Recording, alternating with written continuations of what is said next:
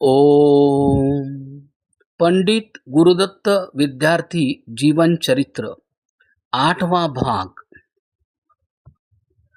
स्वामी दयानंद की मृत्यु का समाचार अजमेर से फौरन सामाजिक चेष्टाओं के विविध केंद्रों में तार द्वारा भेजा गया। इससे देश पर भारी अंधकार छा गया और कुछ काल के लिए समाज में विचार के नेता पूर्ण रूप से स्तंभित और मूर्छित हो गए। सामाजिक लोग अपनी संस्था की मृत्यु पर अंधकारमयी निराशा के साथ विचार करने लगे। कर्णधारहीन नौका के सदृश आर्य समाज का जहाज भी चट्टानों से टकराकर टुकड़े टुकड़े हो जाएगा। शोक और निराशा ही सब सामाजिक मंडलों में देख पड़ती थी। प्रत्येक आर्य का हृदय दुख से झुक रहा था। लाला साईदास जैसे पुरुष भी, जिनकी प्रकृति शांत थी और जिनका मन घोर से घोर विपद काल में भी न डोलता था, इस क्षति पर फूट फूट कर रोते थे। तमसावृत घड़ियों में जबकि आर्य समाज में प्रत्येक वस्तु निराशा भरी देख पड़ती थी, लाहौर आर्य समाज के एक तीव्र बुद्धि सज्जन को एक विचार सूझा और उसने उदास चित्त के साथ इसे अपने धर्म भाइयों को बताया। उस समय इसके स्वीकृत होने की बहुत कम आशा थी, परंतु वास्तविक अनुभव ने उसके विपरीत प्रमाणित किया। विश्व विश्रुत संस्कारक का स्मारक बनाने का प्रस्ताव जिस किसी को बताया गया, उसी ने इसके साथ सहानुभूति प्रकट की। फलतः लाहौर आर्य समाज ने स्वामी जी की मृत्यु के बाद 1 सप्ताह के अंदर अंदर इसे क्रियात्मक रूप में लाने के लिए एक कल्पना तैयार की, परंतु पंडित गुरुदत्त के अजमेर से लौटने तक इसका जनता में प्रकाशित नहीं किया गया। जब यह पंडित जी को बताई गई तो उन्होंने इसे पसंद किया और यथावकाश प्रस्तावित संस्था के हितार्थ काम करने का वचन दिया। लाहौर में आने के शीघ्र ही बाद उन्होंने एक व्याख्यान दिया। इसमें उन्होंने महर्षि दयानंद का मृत्यु दृश्य, जिसे कि उन्होंने देखा था, ऐसी स्पष्ट रीति से वर्णन किया कि सुनने वालों के हृदय पिघल उठे। दयानंद की स्मृति में एक कॉलेज बनाने का प्रस्ताव विधि पूर्वक 8 नवंबर 1883 ईस्वी को जनता के सामने रखा गया। सब प्रकार के लोगों ने इसे पसंद किया। पंडित गुरुदत्त की उस समय की वक्तृता बड़ी ही हृदयद्रावक, ओषपूर्ण, आवेशपूर्ण और प्रभावशालिनी थी। उस समय 7,000 रुपया चंदा हुआ। यद्यपि आर्य समाजियों ने एक अति विशाल संस्था का सूत्रपात किया, जिससे निर्बल हृदयों को उत्साह और आर्य समाजों को जीवन मिलने की आशा की गई थी, परंतु उन लोगों को जो संसार के झगड़े झमेलों में धर्म के अभिलाषी थे, इससे बहुत थोड़ी सांत्वना मिली। धर्म के क्षेत्र में शेष सभी क्षेत्रों की तरह केवल अव्यवहार्य विचारों की अपेक्षा दृष्टांत से बहुत अधिक कार्य निकलता है। कितना ही अद्भुत और समृद्धिशाली धर्म क्यों न हो, इसका जनता पर कुछ भी प्रभाव नहीं पड़ता जब तक कि उसकी सच्चाइयों को अपने जीवनों में दिखलाने वाले मनुष्य मौजूद न हो। महर्षि दयानंद, जिन्होंने अपने जीवन में वैदिक धर्म के उच्च आदर्शों को अद्वितीय शुद्धता के साथ मूर्तिमान किया था, अपनी मानव लीला समाप्त कर गए थे और उनका स्थान लेने वाला अब कोई न था। फलतः कार्यशक्ति शिथिल हो गई थी और कई एक मनुष्य थोड़े बहुत निरुत्साह हो गए थे। लेकिन उन लोगों को क्या मालूम था कि पंजाब की राजधानी में एक ऐसी आत्मा पल रही है जो 1-2 वर्ष में आर्य समाज पर अपनी ज्योति डालेगी और चारों ओर के अंधकार को अपने देदीप्यमान प्रकाश से दूर कर देगी। आर्य समाज में डीएवी कॉलेज की प्रतिष्ठा से पैदा होने वाले कोलाहल के होते हुए भी गुरुदत्त की आत्मा ऊंची और ऊंची होती जा रही थी। वे वैदिक धर्म की गहरी सच्चाइयों को अपने अंदर ग्रहण कर रहे थे। उन्होंने प्राणायाम और अन्य साधनों का अभ्यास आरंभ कर दिया था और उनके सभी यत्न आत्मोन्नति के लिए थे। वे कॉलेज की पढ़ाई की कुछ भी परवाह नहीं करते थे।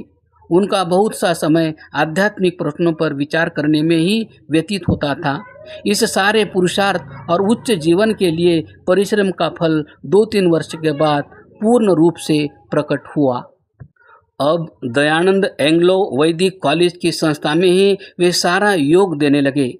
1885 ईस्वी में बीए की परीक्षा में उत्तीर्ण हो जाने के उपरांत वे कॉलेज के पक्ष का बड़े जोर शोर से समर्थन करने लगे।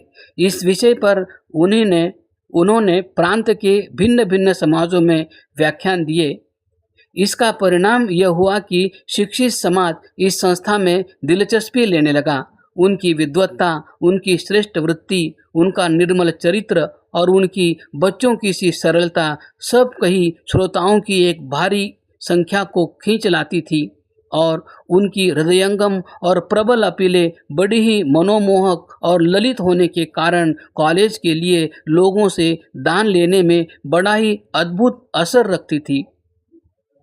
रुपया चारों ओर से बरसने लगता था, यहाँ तक कि जिन लोगों के पास उस समय नकद रुपया नहीं होता था, वे कानों की बालियां, चांद, अनंत और अपने शरीर के ऐसे ही अन्य आभूषण दे डालते थे। आर्य पत्रिका के नीचे दिए अवतरण से यह मालूम हो जाएगा कि पंडित गुरुदत्त के व्याख्यानों का कैसा आदर था।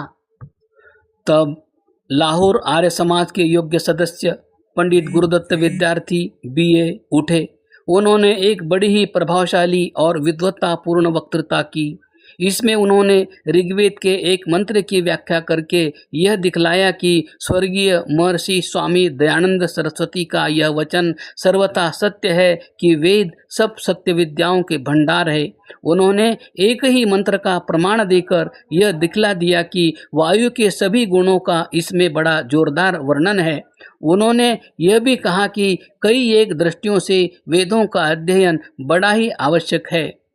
उन्होंने कहा कि जो लोग वेदों को रद्दी पुस्तकें समझते हैं, उन्हें भी इनके ज्ञान के प्रचार में दिलचस्पी लेनी चाहिए, क्योंकि यदि वे वस्तुतः बच्चों की सी बातों की पुस्तकें हैं तो उन पर से जनता की श्रद्धा को दूर करने का यही एक उपाय है। अंत में उन्होंने कहा कि देश के प्रत्येक शुभचिंतक का सबसे पहला धर्म यह है कि वह एंग्लो वैदिक कॉलेज के लिए चंदा दे। इस वक्तृता पर 10,000 रुपये एकत्र हुए। इसके थोड़े ही दिन बाद उन्होंने पिंडी से एक व्याख्यान दिया जिस पर 1,600 रुपये एकत्र हुए। अगले अप्रैल में उन्हें पेशावर जाना पड़ा। वहाँ कम से कम 2,600 रुपये मिले। कुछ मास उपरांत वे दोबारा अमृतसर गए और वहाँ डीएवी कॉलेज पर एक प्रभावशाली व्याख्यान दिया जिसने आर्य पत्रिका के शब्दों में उपस्थित जनता के हृदयों को हिला दिया और बड़ा ही अद्भुत असर पैदा किया। उन्होंने यह स्पष्ट कर दिखाया कि स्वामी दयानंद की स्मारक स्वरूपा इस संस्कृत और पाश्चात्य विद्याओं और वैज्ञानिक शिक्षा की पाठशाला की प्रतिष्ठा में सहायता देना सभी आर्यों का परम कर्तव्य है। जनता पर उनकी अपील का भारी प्रभाव पड़ा। उनकी वक्तृता के समाप्त होते ही 908 रुपया नकद इकट्ठे हो गए। जिस वर्ष पंडित गुरुदत्त ने बीए पास किया, उसके अगले वर्ष का एक बड़ा भाग डीएवी कॉलेज के उद्देश्यों पर व्याख्यान देने में व्यतीत हुआ। यद्यपि उन्होंने एमए की परीक्षा देने का निश्चय किया था, पर उन्होंने अपनी पुस्तकों पर बहुत कम ध्यान दिया। उनका बहुत सा समय शतरंज खेलने में, इस खेल का उन दिनों उन्हें बड़ा शौक था। धार्मिक शास्त्रार्थों में और अपने मित्रों तथा अन्य सज्जनों के साथ जो उनके पास एक बड़ी संख्या में उपदेश, परामर्श और ज्ञान लेने के लिए एकत्र होते थे, सामाजिक विषयों पर वार्तालाप करने में व्यतीत होता था। कई ऐसे मनुष्य मौजूद हैं जो उनके सदा साथी थे और उनके साथ एक ही घर में रहते थे। वे कहते हैं कि हमने उन्हें आने वाली परीक्षा की तैयारी के लिए हाथ में पुस्तक लेकर बहुत कम पढ़ते देखा था। फिर भी वे पास होने वाले लड़कों में सबसे पहले नंबर पर रहे और उन्होंने पदार्थ विज्ञान अर्थात फिजिक्स में डिग्री प्राप्त की। सन 1886 ईस्वी के साथ जबकि उन्होंने एमए पास किया, उनका कॉलेज जीवन समाप्त हो गया।